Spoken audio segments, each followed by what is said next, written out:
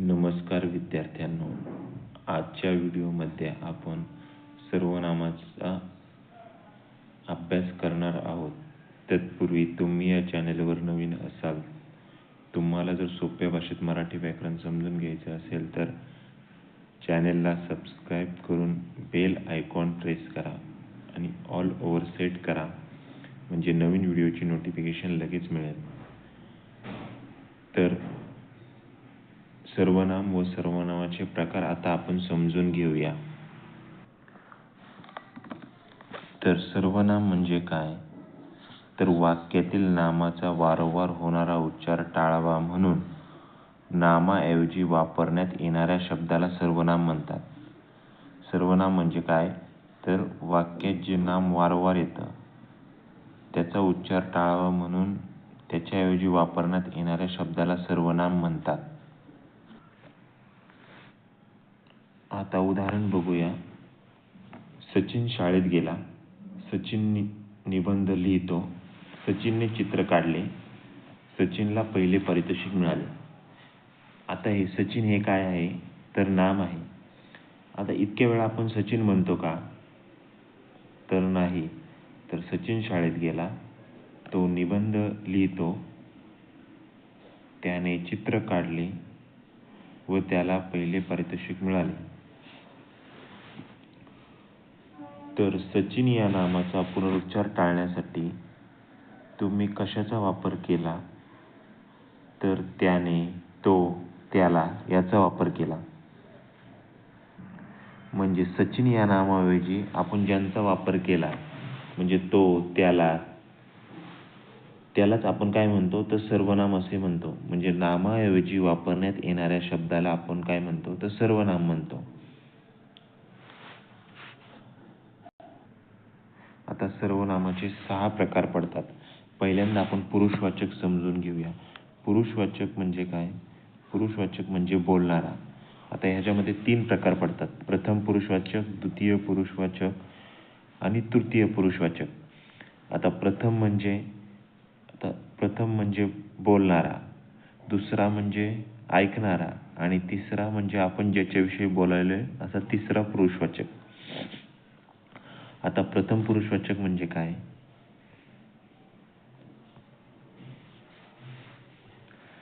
स्वतःविषयी बोलायचे असल्यास वाक्यात ज्या सर्वनामाचा उपयोग होतो. प्रथम म्हणजे स्वतःविषयी बोलणारा, त्याला आपण प्रथम पुरुषवाचक म्हणतो. प्रथम पुरुषवाचक सर्वनाम म्हणतो. आता याची उदाहरणं बघूया. मी, आम्ही, आपण, स्वतः. प्रथम म्हणजे स्वतःविषयी बोलणारा. आता आपण सहलीला जाऊ, मी दररोज व्यायाम करतो, ही काय आहेत? ही प्रथम पुरुषवाचक सर्वनामाची उदाहरणे आहेत. आता द्वितीय पुरुषवाचक सर्वनाम बघूया. आता द्वितीय पुरुषवाचक सर्वनाम म्हणजे काय? दुसऱ्याविषयी बोलायचे असल्यास वाक्यात ज्या सर्वनामाचा उपयोग होतो त्यास द्वितीय पुरुषवाचक सर्वनाम असे म्हणतात. द्वितीय पुरुषवाचक म्हणजे आपण दुसऱ्याविषयी बोलणारा. आता याचं काय उदाहरण? तू, तुम्ही, आपण, स्वतः. आता तुम्ही एवढे काम करावं, तू बाहेर जा. द्वितीय म्हणजे दुसऱ्याविषयी बोलायचं असेल तर द्वितीय. आता तृतीय पुरुषवाचक सर्वनाम. आता तृतीय पुरुषवाचक सर्वनामामध्ये आपण ज्याच्याविषयी बोलायलोय त्याला तृतीय पुरुषवाचक सर्वनाम म्हणतात.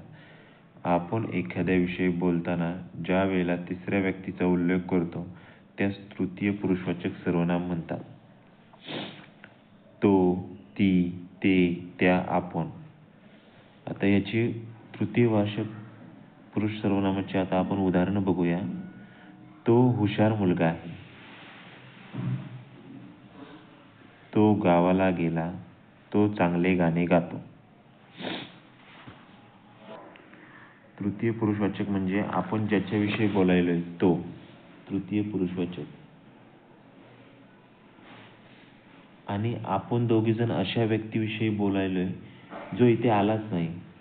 आता मी जर तुमच्याकडे पाहून म्हणलो तो गावाला गेला, म्हणजे ज्याच्याबद्दल बोलायचे किंवा लिहायचे किंवा त्याचा उल्लेख करणारा सर्वनामाला आपण तृतीय पुरुषवाचक म्हणतो. आता तो हुशार मुलगा आहे म्हणजे आपण तिसऱ्या व्यक्तीविषयी बोलायला. आता तो गावाला गेला, तो गावाला गेला. आता हे तिसरी व्यक्ती झाली. तो चांगले गाणे घेतो.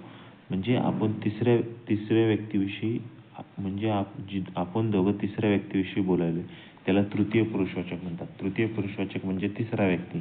द्वितीय म्हणजे आपण दुसऱ्याविषयी बोलायलो. आणि प्रथम पुरुषवाचक म्हणजे आपण स्वतःविषयी बोलतो, त्याला प्रथम पुरुषवाचक सर्वनाम असे म्हणतात. आता सर्वनामाचा पुढील प्रकार बघूया, दर्शक सर्वनाम. आता याच्या नावातच आहे, दर्शक सर्वनाम म्हणजे काहीतरी दर्शविली जाते. म्हणजे एखादी जवळची किंवा लांबची वस्तू दाखवण्यासाठी जे सर्वनाम वापरले जाते त्याला दर्शक सर्वनाम असे म्हणतात. दर्शक म्हणजे काहीतरी दर्शवणे. आता जवळच्या वस्तू दाखवण्यासाठी काय दाखवलं जातं? हा, ही, हे, ह्या. आणि लांबच्या वस्तू दाखवण्यासाठी तो, ती, ते, त्या. आता हा फळा आहे, हा माझा पेन आहे, तो हुशार डॉक्टर आहे. आता हा फळा आहे हे दर्शक सर्वनाम, हे दर्शक सर्वनाम आहे. हा माझा पेन आहे हे दर्शक सर्वनाम आहे. तो हुशार डॉक्टर आहे हे दर्शक सर्वनाम आहे. आता सर्वनामाचा पुढील प्रकार आता आपण अभ्यासूया, संबंधी सर्वनाम. संबंधी सर्वनाम म्हणजे काय? वाक्यात पुढे येणाऱ्या दर्शक सर्वनामाशी संबंध दाखवणाऱ्या सर्वनामाला संबंधी सर्वनाम म्हणतात. म्हणजे काहीतरी त्याच्या नावातच आहे, संबंध म्हणजे संबंधी दाखवतो. दर्शक सर्वनामाच्या पुढे जे सर्वनामाशी संबंध दाखवणाऱ्या सर्वनामाला आपण काय म्हणतो? तर संबंधी सर्वनाम म्हणतो. उदाहरणार्थ जो, जी, जे, ज्या. आता याचं संबंधी सर्वनामाचं आपण उदाहरण बघूया. जो अभ्यास करील तो पास होईल. म्हणजे काय? जो अभ्यास करील तोच पास होईल. म्हणजे दर्शक सर्वनामाशी काहीतरी संबंध दाखवला आहे. याचं वैशिष्ट्य आहे ते एकटं कधीच येत नाही, याच्यासोबत एक सर्वनाम नेहमी असते, त्याचं नाव आहे दर्शक. आता आपण तो बघितलं, हे दर्शक सर्वनाम आहे. आता हा मुलगा आहे जो हुशार आहे. नंतर तिसरं उदाहरण काय? ज्याला कर नाही त्याला डर कशाला. म्हणजे संबंधी सर्वनामाचं वैशिष्ट्य काय आहे? ते एकटं कधीच येत नाही, त्याच्यासोबत दर्शक सर्वनाम येतं.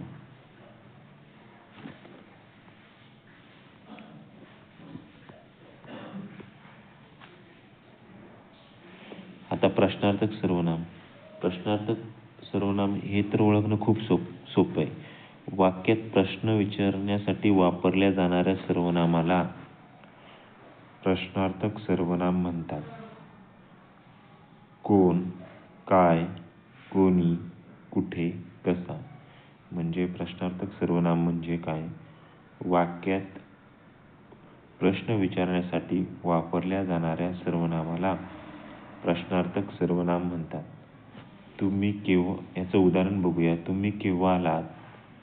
तू कसा आहेस? तू अभ्यास केला का?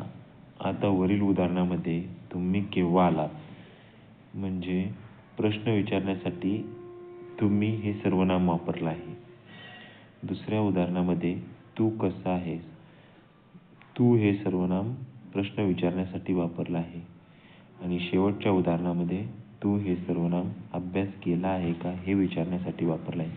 प्रश्नार्थक सर्वनाम ओळखण्याची सोपी ट्रिक आहे, म्हणजे वाक्यात प्रश्न विचारण्यासाठी वापरल्या जाणाऱ्या सर्वनामाला प्रश्नार्थक सर्वनाम म्हणतात.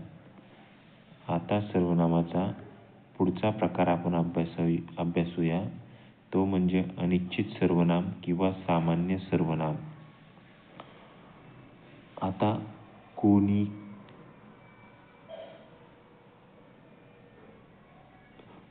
कोण, काय ही सर्वनाम प्रश्न विचारण्यासाठी न येता ती कोणत्या नामाबद्दल आली आहेत हे निश्चित सांगता येत नाही, म्हणून त्यांना अनिश्चित सर्वनाम असे म्हणतात. आता त्याच्या नावातच आहे अनिश्चित सर्वनाम. अनिश्चित सर्वनाम म्हणजे निश्चित सांगता येत नाही. म्हणजे कोण, काय ही सर्वनाम प्रश्न विचारण्यासाठी येत नाही, न येता ती कोणत्या नामाबद्दल आली आहेत ते आपल्याला सांगता येत नाही.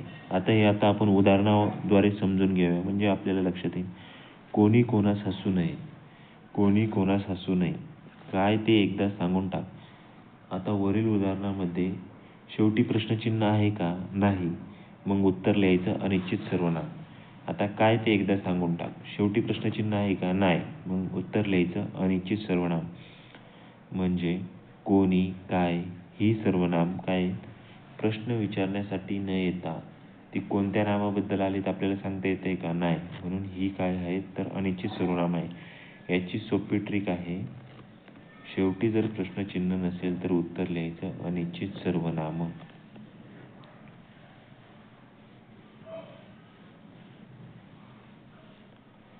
आता सर्वनामाचा शेवटचा प्रकार अभ्यासूया. आत्मवाचक सर्वनाम. आत्म म्हणजे आपण. आपण या सर्वनामाचा अर्थ जेव्हा स्वतः असा होतो. आत्मवाचक, त्याला आत्मवाचक सर्वनाम असे म्हणतात. तो आपणहून माझ्याकडे आला. दुसरं उदाहरण बघूया. मी स्वतःच तिला पाहिले. आपणहून म्हणजे काय? स्वतःहून, म्हणजे स्वतःहून माझ्याकडे आला. मी स्वतःच तिला पाहिले म्हणजे स्वतः मी तिला पाहिले.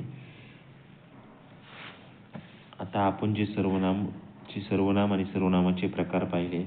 पहिला आपण पुरुषवाचक. त्यात आपण 3 पुरुष पाहिले. पहिला पुरुषवाचक बोलणारा, दुसरा ऐकणारा आणि तिसरा आपण ज्याच्याविषयी बोलायलोय तो. त्याच्यानंतर बघितलं आपण दर्शक सर्वनाम. दर्शक म्हणजे काय की दर्शक सर्वनाम बघितलं. दर्शक सर्वनाम म्हणजे काय तर जवळच्या आणि लांबच्या वस्तू दर्शवण्यासाठी. त्याच्यानंतर आपण बघितलं दर्शक सर्वनाम. दर्शक सर्वनाम म्हणजे काय? लांबच्या आणि जवळच्या वस्तू दर्शवण्यासाठी. त्याच्यानंतर संबंधी सर्वनाम म्हणजे वाक्यापुढे येणाऱ्या दर्शक सर्वनामाशी काहीतरी संबंध जोडला जातो, त्याला दर्शक सर्वनाम. त्याच्यानंतर प्रश्नार्थक सर्वनाम म्हणजे प्रश्न विचारण्यासाठी जे सर्वनाम वापरलं जातं त्याला प्रश्नार्थक सर्वनाम म्हणतात. अनिश्चित सर्वनाम म्हणजे काय? कोण, काय ही प्रश्न न विचारण्यासाठी न येता निश्चित कशासाठी आलेत म्हणजे आपल्याला निश्चित सांगता येत नाही म्हणून ती अनिश्चित सर्वनाम. त्याच्यानंतर आत्मवाचक सर्वनाम म्हणजे आपण या सर्वनामाचा अर्थ जेव्हा स्वतः असा होतो त्याला आत्मवाचक सर्वनाम असे म्हणतात. आता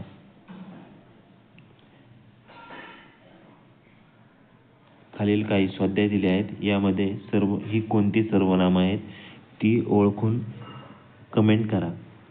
ही माझी शाळा आहे. जे चकाकते ते सोने नसते आणि त्याने आपणहून गुन्हा कबूल केला.